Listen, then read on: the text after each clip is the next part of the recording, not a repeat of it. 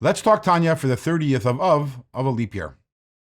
Today we start a new letter, chapter 10 of Igeres HaKodesh, and Alter Rebbe begins with the words from the book of Eicha, Chaste Hashem ki leisamnu ki leichalu rachamav, which translates as, the kindnesses of God, they do not cease, and His mercies never come to an end. But Alter Rebbe points out that the wording is interesting because we say Chaste Hashem ki leisamnu, but for those of you who are a little more familiar with the Hebrew grammar, it should be Chaste Hashem ki leisamu, that the kindnesses of God, they never cease. Samnu is almost like we never. The word, when you have a nun vav at the end of a word, it's talking about ourselves. In fact, we have something similar to this in davening and moedim when we say Hatoiv kleichalu rachamecha v'hamerachim ki leisamu chasadecha. We don't say ki leisamnu chasadecha. We say hamerachim, the merciful ones, ki leisamu chasadecha, because your mercy, because your kindnesses never cease.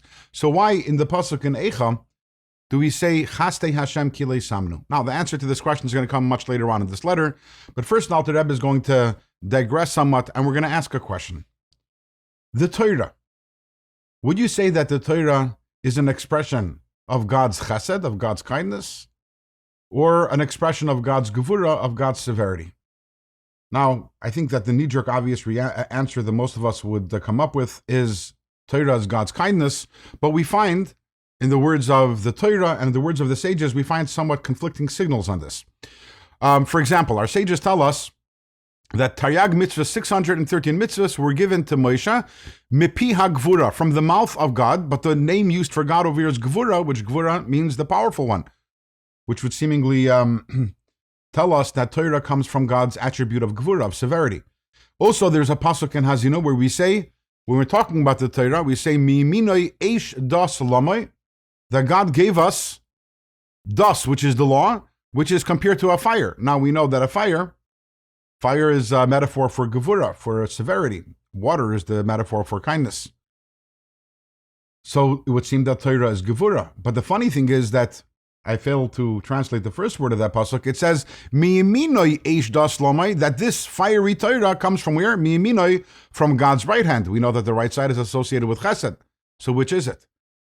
And I guess the original response that most of us had over here, if not all of us, which is that Torah is chesed, is 100% correct. It's not only that Torah is somewhat an expression of chesed, the whole point of Torah is Torah contains within it 613 mitzvahs, and every single one of these mitzvahs is another channel of drawing down God into this world. That is the ultimate chesed. The definition of Torah is chesed. Chesed means giving, drawing down. But at the same time, although Torah is chesed, but because our world is a limited world, it's a physical world, it's a finite world, and ultimately the Torah has to express itself in mitzvahs in our world, so therefore God's chesed, which is Torah, needs to dress itself up in gevurah, in the contracting power, the withholding power, so to say, of severity, in order for it to be able to enter our world. And that is because mitzvahs, again, are all in finite physical objects, talking about tzitzis are made out of wool and tefillin are made out of leather. Karbanos come from, sacrifices are from physical animals. Tzedakah is given with physical money. So in order for that to happen, yes, Torah is chesed, but the Torah needs to first also enclothe itself in gevurah in order to make itself all the way down here into this world. This also explains the legal limitations on mitzvahs, which we will explore further in tomorrow's Tanya.